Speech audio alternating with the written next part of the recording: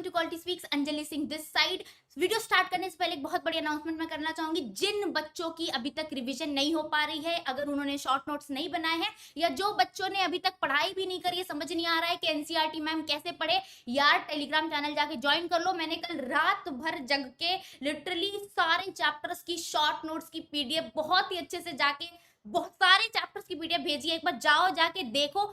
Plus मैंने वहां पे फिजिकल केमिस्ट्री के सारे ग्राफ खुद से बना के भेजे हैं। उसके बाद मैंने इनऑर्गेनिक केमिस्ट्री के सारे ट्रेंड्स है जो एक्सेप्शन थे उसकी एक सिंगल सीट में पीडीएफ बनाई है। आप उसको जाके चेक करो प्लीज। फिजिकल केमिस्ट्री के सारे फॉर्मूला शीट आपको वहां पे मिल रहे हैं।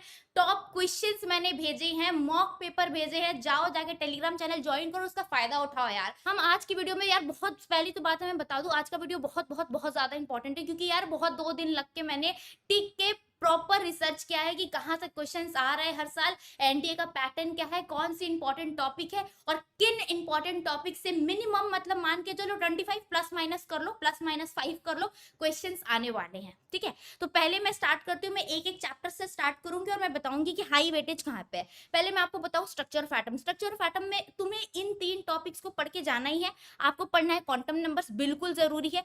बोर्स मॉडल पढ़ लेना यार, उसके जितने एप्लीकेशन है, रेडियस वाली, वेलोसिटी वाली, एनर्जी वाली, उनसे क्वेश्चंस आते हैं, पढ़ लेना।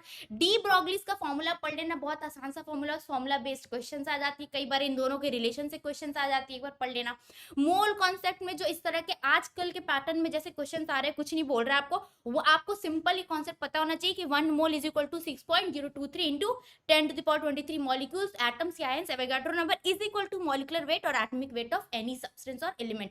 इस कॉन्सेप्ट पे बहुत सारे क्वेश्चंस आ रहे हैं। इसके अलावा अगर कोई क्वेश्चन पूछ रही है तो एम्पिरिकल फॉर्मूला और मॉलिक्यूलर फॉर्मूला से पूछी जा रही है। चलो, पीरियोडिक टेबल में भाई आपको ट्रेंड्स के एक्सेप्शन आने चाहिए। क्या क्या आयनाइजेशन एंथैल्पी के क्वेश्चंस आते हैं एक्सेप्शंस वाले, इलेक्ट्रॉन गेन एंथैल्पी के क्वेश्चंस आते हैं एक्सेप्शन वाले, आयोनिक रेडियस जो आइसो इलेक्ट्रॉनिक स्पीशीज होती है उनके क्वेश्चंस आते हैं ट्रेंड से। ठीक है, केमिकल बॉन्डिंग की बात करते हैं भैया, बॉन्ड पैरामीटर से क्वेश्चन आते हैं। बॉन्ड पैरामीटर्स बोले तो बॉन्ड ऑर्डर, एमओटी जो आपकी है molecular vital theory, bond energy, ठीक है, बॉन्ड लेंथ, इन सब से आपके क्वेश्चंस दिए जाएंगे। हाइब्रिडाइजेशन वीएससीपीआर से क्वेश्चन दिए जाएंगे। हाइब्रिडाइजेशन, अच्छा जिनको अभी तक नहीं पता मैम शेप वगैरह कैसे करें, मैं आज टेलीग्राम चैनल पे शेप की भी एक पीडीएफ भेज दूंगी। आपको सिर्फ वो याद करके जाना है कि इतना लोन पेयर हुआ तो ये शेप बनेगा। आपको कुछ नहीं करना, हाइब्रिडाइजेशन लोन पेयर निकालनी और शेप याद कर लेना है, वो मैं आपको शीट भेज दूंगी। चलो, स्टेट्स ऑफ मैटर में क्या करना है मैम, कुछ नहीं करना है। PV is equal to NRT, इस फॉर्मूला को दिमाग में एकदम घुसा लो।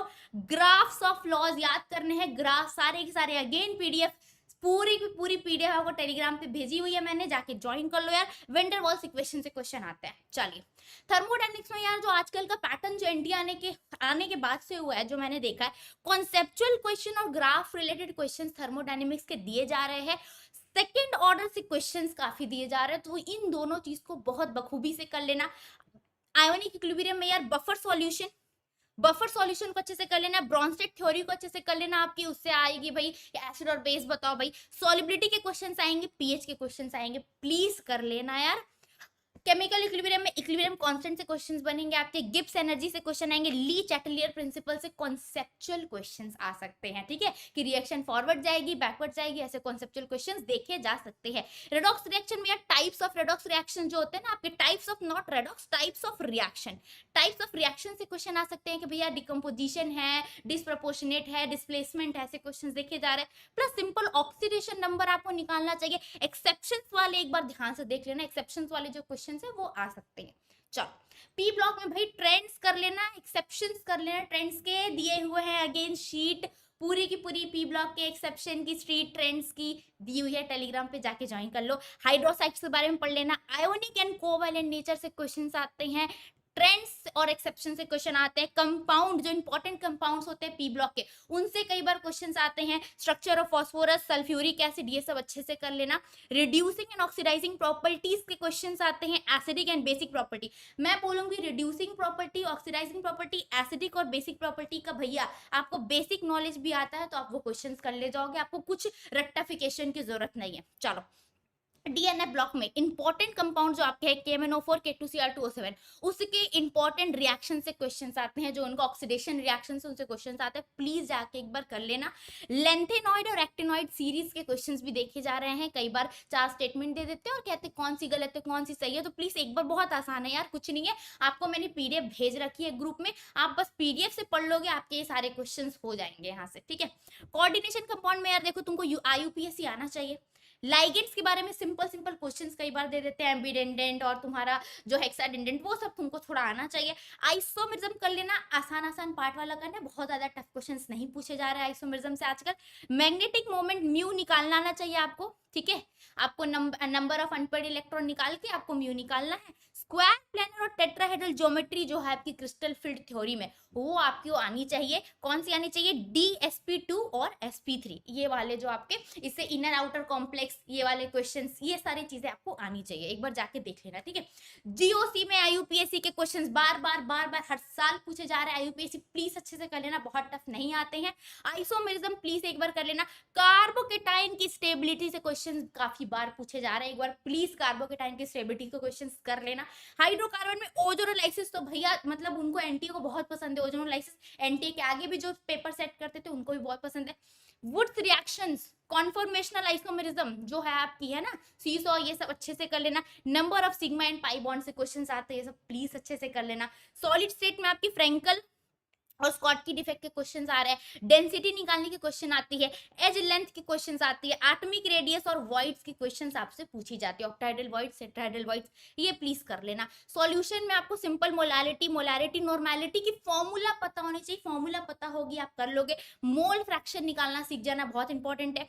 आइडियल और नॉन आइडियल सॉल्यूशन में जो पॉजिटिव और नेगेटिव डेविएशन है, उनके एग्जाम्पल्स को कर लेना यार, उनके एग्जाम्पल्स को कर लेना, ठीक है। उसके बाद कॉलिगेटिव प्रॉपर्टीज जो है, 4 प्रॉपर्टीज, उनकी सिर्फ फॉर्मूलाज को याद कर लेना, उससे ही काम बन जाएगा। सॉल्यूशन में आपको सिर्फ फॉर्मूलेस पढ़ने हैं और जो मैंने टॉपिक्स बताए उन्हीं के फॉर्मूले पढ़ने, दैट्स इट। इलेक्ट्रोकेमिस्ट्री में यार मोलर कंडक्टेंस से काफी क्वेश्चंस पूछे जा रहे हैं, फैराडेज लॉज और EMF निकालने से क्वेश्चंस आते हैं, इन 3 टॉपिक से क्वेश्चन पूछे जाएंगे। केमिकल काइनेटिक्स में यार रेट इक्वेशन से क्वेश्चन आएंगे, रेट कांस्टेंट से क्वेश्चन आएंगे, हाफ लाइफ रिएक्शन से क्वेश्चन आएगी और ग्राफ एक्सपेक्टेड हो सकती है। इसके भी अगेन बोलूंगी यार, पीडीएफ शेयर की है, बहुत अच्छी पीडीएफ है, ट्रस्ट मी, जाके एक बार चेक करो टेलीग्राम को, ठीक है, सारा कुछ आपको टेलीग्राम पे मिल जाएगा, सब फटाफट रिवीजन कर लेना यार, जितने टॉपिक्स मैंने भेजे हैं टेलीग्राम से। चलो, हेलोरिन में यार SN1 SN2 रिएक्शन से क्वेश्चन आ सकते हैं, वेदर उसके स्टेबिलिटी से क्वेश्चन आए या रिएक्शन से क्वेश्चन आए। 1,2 मिथाइल शिफ्टिंग से बहुत क्वेश्चन आ रहे हैं, 1,2 मिथाइल शिफ्टिंग से काफी ज्यादा क्वेश्चन आ रहे हैं। प्रोडक्ट्स के क्वेश्चन आ रहे हैं भैया, प्रोडक्ट अगर तुम 1,2 मिथाइल शिफ्ट करोगे, हाइड्राइड शिफ्ट करोगे तो क्या प्रोडक्ट बनेगी, ठीक है। मार्कोनिकॉफ रूल और सेडजेफ रूल्स को एक बार बहुत अच्छे से पढ़ लेना, उन रूल से कई बार क्वेश्चंस पूछे जाते हैं। एल्डोल कंडेंसेशन से, ये आपकी एल्डिहाइड और कीटोन वाला पार्ट है, तुम्हारी एल्डोल कंडेंसेशन से, क्रॉस एल्डोल कंडेंसेशन से, केनी-ज़ारोस रिएक्शन से क्वेश्चंस पूछे जाते हैं। अमाइंस की अगर मैं बात करूं, अमाइंस की बेसिक स्ट्रेंथ, जो बेसिक स्ट्रेंथ होती है ना, उसकी ऑर्डर एक बार देख लेना और उसके टेस्ट देख लेना, ठीक है, अमाइंस के टेस्ट देख लेना, प्राइमरी सेकेंडरी अमाइंस को पहचानने के लिए। चलो, that's it for the video.